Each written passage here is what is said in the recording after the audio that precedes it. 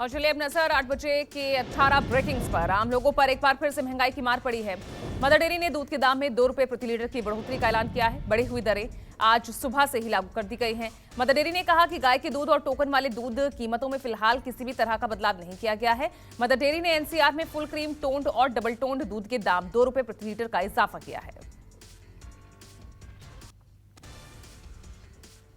दूसरी breaking, corona से निपटने की तैयारियों पर केंद्र सरकार एक्शन मोड में है।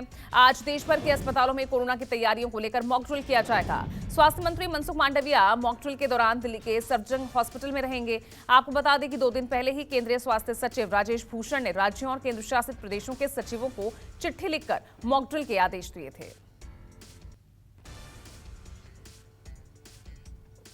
तीसरी ब्रेकिंग, दिल्ली एयरपोर्ट पर सोमवार को 4 यात्री कोरोना संक्रमित पाए गए। ये यात्री म्यांमार से आए थे। राम मनोहर लोहिया अस्पताल में भर्ती कराया गया है।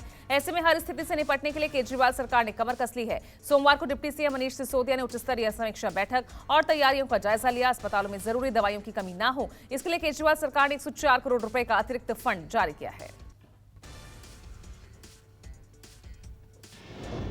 आगे बढ़ते हैं। सोमवार को दिल्ली के मेजर ध्यानचंद स्टेडियम में वीर बाल दिवस के मौके पर एक कार्यक्रम आयोजित किया गया, जिसमें प्रधानमंत्री नरेंद्र मोदी भी शामिल हुए। ये कार्यक्रम साहिबजादों की कुर्बानी को समर्पित था। पीएम मोदी ने इस दौरान वीर साहिबजादों को श्रद्धांजलि अर्पित की। पीएम ने वहां मौजूद लोगों को संबोधित किया और अपने संबोधन में मुगलों की धार्मिक कट्टरता और साहिबजादों के साहस का जिक्र किया।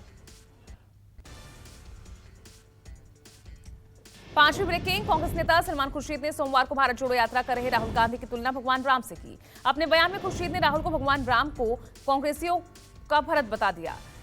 सलमान खुर्शीद के बयान पर बीजेपी भड़क उठी। बीजेपी प्रवक्ता शहजाद पूनावाला ने इसे चौंका देने वाला बयान बताया। वहीं सोशल मीडिया पर भी खुर्शीद के बयान की जमकर खिंचाई हो रही है।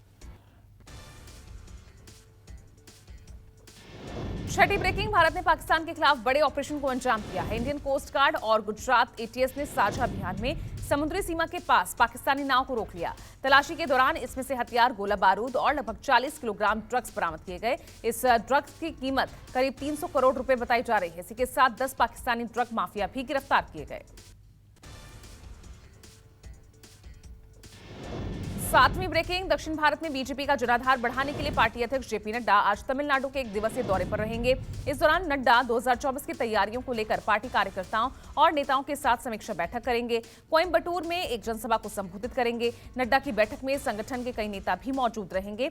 नड्डा तमिलनाडु के प्रसिद्ध कोट्टई ईश्वरन मंदिर में पूजा अर्चना भी करेंगे। आठवीं ब्रेकिंग, आंध्र प्रदेश के मुख्यमंत्री वाईएस जगनमोहन रेड्डी आज शाम दिल्ली के लिए रवाना होंगे। बुधवार को प्रधानमंत्री मोदी से मुलाकात करेंगे। इस बैठक के दौरान राज्य से जुड़े कई मुद्दों पर पीएम मोदी के साथ चर्चा होगी। वहीं केरल के मुख्यमंत्री पिनराई विजयन मंगलवार को दिल्ली में होंगे और पीएम मोदी से मुलाकात करेंगे और कुछ विवादास्पद मुद्दों पर भी चर्चा होगी।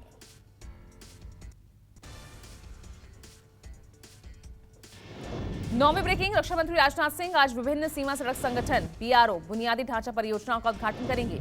इनकी लागत 700 करोड़ रुपए बताई जा रही है। इन 27 परियोजनाओं में से 4 केंद्र शासित प्रदेश जम्मू कश्मीर में, 8 लद्दाख में, 2 राजस्थान में और 3 पंजाब और उत्तराखंड में हैं। इन नई परियोजनाओं के साथ बीआरओ इस साल में 103 बुनियादी ढांचा परियोजनाओं को पूरा करेगा।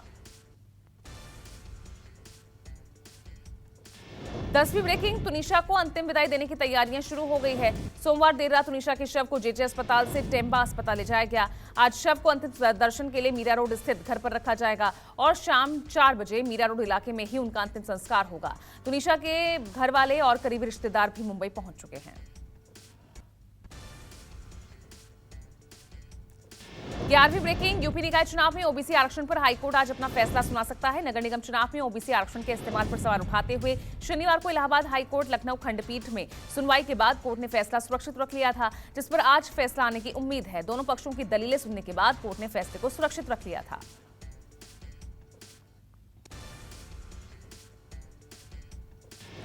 12वीं ब्रेकिंग, एमसीडी चुनाव के बाद अब दिल्ली के महापौर के निर्वाचन के लिए सरगर्मियां बढ़ गई हैं। मंगलवार को मेयर और डिप्टी मेयर पद के लिए नामांकन की आज आखिरी तारीख है। बीजेपी ने इन दोनों ही पदों पर आम आदमी पार्टी को टक्कर देने का फैसला किया है। बताया जाता है कि मेयर पद के लिए पूर्व मेयर कमलजीत सहरावत का नाम लगभग तय हो चुका है।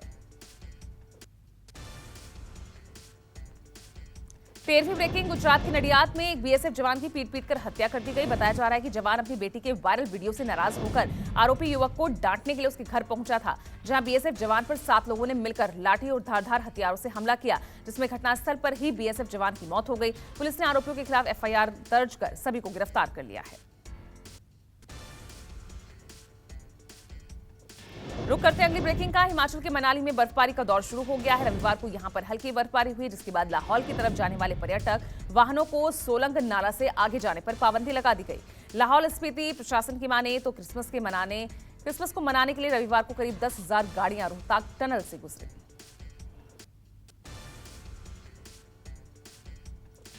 15वीं ब्रेकिंग। राजस्थान यूनिवर्सिटी में लंबे समय बाद हुई सिंडिकेट की बैठक में जमकर हंगामा हुआ। एबीवीपी और एनएसयूआई के कार्यकर्ता आपस में भिड़ गए। वहीं सिंडिकेट बैठक के दौरान अलग अलग मांगों को लेकर प्रदर्शन कर रहे एबीवीपी और एनएसयूआई कार्यकर्ताओं के बीच झड़प हो गई। इस दौरान पुलिस प्रशासन द्वारा हल्का बल प्रयोग कर छात्रों को खदेड़ा गया।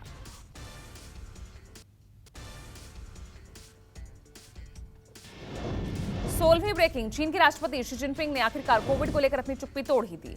जिनपिंग ने अधिकारियों को निर्देश देते हुए कहा कि वो किसी भी कीमत पर नागरिकों की जान बचाएंगे और उसके लिए हर संभव कोशिश करेंगे।